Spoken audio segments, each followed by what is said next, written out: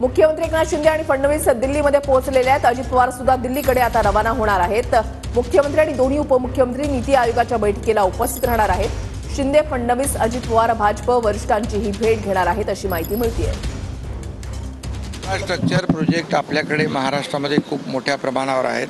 पायाभूत सुविधा प्रकल्प जसं अटल सेतू आहे, समृद्धी मार्ग आहे, कोस्टल हायवे आहे, मेट्रो आहे, हे सगळे प्रकल्प आपल्याकडे सुरू आहेत आणि पूर्ण महाराष्ट्रामध्ये आपण ॲक्सेस कंट्रोल ग्रीड करतोय। त्यामुळे पायाभूत सुविधांवर आपण खूप जास्तीचे लक्ष दिलेलं आहे आणि त्यामुळे त्याची चर्चा होईल।